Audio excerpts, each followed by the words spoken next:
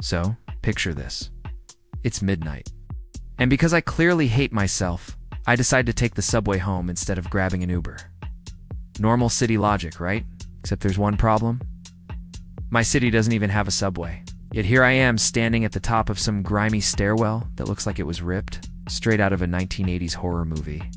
Flickering neon, a half-broken sign that just says sub_Y, like someone forgot to finish the word. And me, I'm staring at it like an idiot, debating if I should go down. Of course I go down, because apparently my survival instincts are on vacation. The stairs creak under my weight like they're alive, whispering secrets in a language I can't quite catch. My phone loses signal 2 steps in. Perfect. By the time I reach the platform, it's empty, no trains, no people, no sound. It's just me. The smell of rust, and something that might be barbecue, but is probably blood, and a single bench. Then I hear it. The distant hum of a train. I should have left. I should have climbed back up those stairs. But no. I sat down like a loyal passenger waiting for his ride to hell. The lights in the tunnel flickered, and this subway train rolled in. Except it wasn't metal. It looked like it was stitched together with bone, wires, and don't laugh duct tape. The doors slid open with a hiss. Inside it was empty. I stepped in, because of course I did. The second the doors shut, I knew I'd made a mistake. The lights overhead buzzed, but they weren't bulbs. They were jars filled with glowing moths. Each seat had scratches on it, like passengers before me had tried to claw their way out. And the windows. Black, not dark outside black. I mean, nothing exists out there black. Then the train started moving.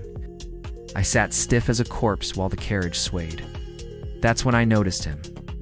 A man across from me. Tall, lanky, wearing a suit that looked like it had been stolen from a funeral home. His eyes were too big, his smile too wide, and his hands, he had 6 fingers on each one. First time? He asked. I nodded because speaking felt illegal. He chuckled. Low and wet, like his lungs were drowning. Don't worry. The first ride is always the worst. The train screeched, and I swear I saw something crawl across the ceiling. Long arms, no face, just crawling like a cockroach in a business suit. The suited man leaned forward. Don't look at them, he whispered. Of course I looked. Big mistake. The thing dropped right behind me. I felt breath or steam on my neck. When I turned, there was nothing there. Nothing except a handprint burned into the seat. Then the man started laughing. Not normal. Laughing broken. Glitching. Like a tape recorder stuck on repeat. You'll make it, he said. If you don't get off at the wrong stop.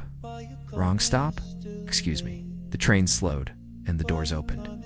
The station outside wasn't a station at all. It was my street. My actual street. The man looked at me, smile carved into his skull. Not your stop, he whispered. I stayed seated. Good choice, apparently, because a shadow version of me stepped into the train from that station. Same face, same clothes, but his eyes were just voids. He sat down next to me, didn't speak, didn't blink, just stared. I nearly screamed, but the 6-fingered man shook his head. Don't engage. The train kept going.